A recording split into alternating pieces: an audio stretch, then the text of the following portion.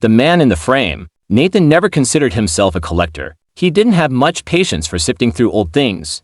Yet here he was, wandering around a neighborhood garage sale on a Saturday morning. He had no intention of buying anything, but a stack of old photos caught his eye. He wasn't sure why he stopped, but something made him pause and flip through them. It was mostly faded, black and white pictures of families, couples, and groups of people, their faces frozen in time. He was about to put them down when one photo made him stop. It showed a group of people standing outside a general store, probably sometime in the early 1900s. They were dressed in suits and dresses, all looking straight at the camera with solemn expressions except for one man standing off to the side. Nathan felt a strange jolt when he saw that man's face. He squinted, leaning in closer to the photo, trying to make sense of what he was seeing. The man in the picture looked exactly like him. Same eyes, same jawline, even the same small mole under the left eye. It was almost like looking at a mirror, but it made no sense. This photo had to be at least 100 years old. How could there be someone who looked just like him? Nathan's mind immediately went to logical explanations.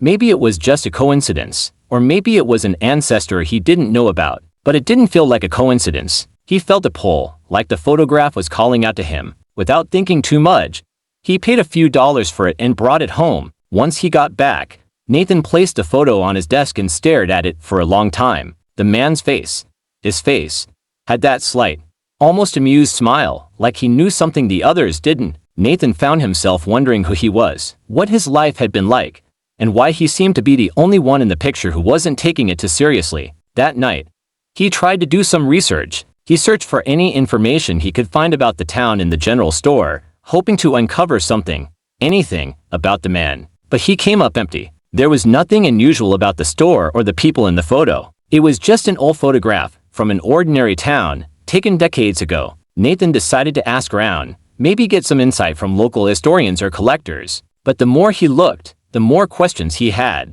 One evening, he took the photo out of the frame to see if there was anything written on the back. Sure enough, there was. In faded ink, someone had scrawled a date, June 15, 1913, and beneath that, a single name, Peter. The name didn't mean anything to Nathan, but the date seemed to tug at something in his memory. He grabbed his phone, scrolling through his calendar, trying to figure out why it felt so familiar. Then it hit him. June 15th was his birthday. This was getting weirder by the minute. Nathan laughed it off, but it wasn't the kind of laugh that made him feel better. It was nervous, unsettled. He decided he needed to know more about this photo, and he wasn't going to find his answers sitting at home. Over the next few days, Nathan visited antique shops, libraries, and even reached out to a local museum. He showed the photo to anyone who might know something, but no one recognized the store or the people in it. It was as if the photo didn't exist anywhere else but in his possession. But then, just as he was about to give up, a curator at the museum asked if he had ever looked into vintage newspapers.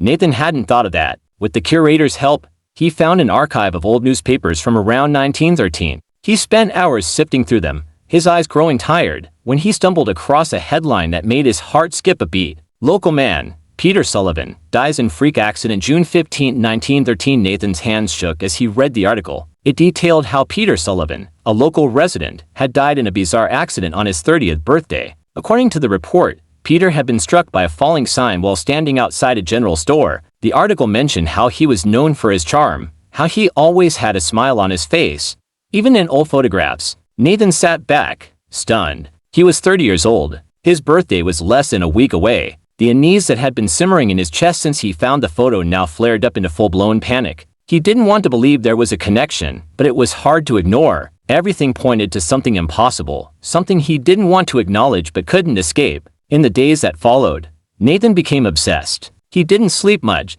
He couldn't stop thinking about Peter, the man who looked just like him, and the bizarre coincidence of their shared birthday. He tried to rationalize it, but nothing seemed to make sense. Then, as if things weren't strange enough, he began to notice something else. When he glanced at the photograph now, it looked different. The people in it seemed to be positioned slightly differently, and Nathan's double, Peter, looked like he had shifted. His amused smile was gone, replaced by something more serious, almost worried. Nathan checked the photo again and again, but every time he looked, Peter seemed to have moved a little more, like he was trying to step out of the frame. On the eve of his birthday, Nathan woke up in the middle of the night, feeling a strange compulsion to check the photo. He fumbled for his phone, using its light to find the picture on his desk. When he saw it, he nearly dropped the phone. Peter's face was pressed up against the glass, staring straight at him, eyes wide, as if trying to warn him. Nathan didn't sleep at all that night. He sat there, staring back at the photograph, waiting for something to happen. And as the clock struck midnight, his phone rang. It was an unknown number. With trembling hands, Nathan answered, but no one spoke. He could hear faint breathing on the other end.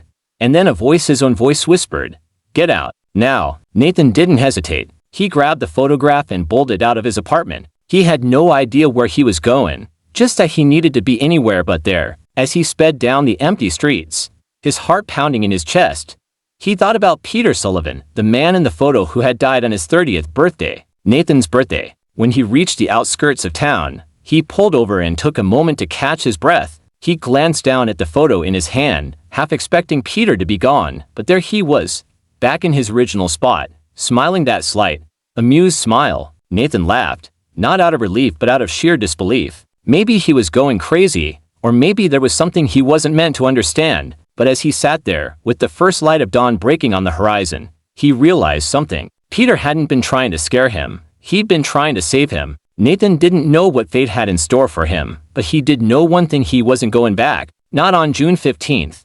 And maybe not ever. He drove on, leaving the town, the photo, and the past behind, hoping that whatever was following him wouldn't catch up.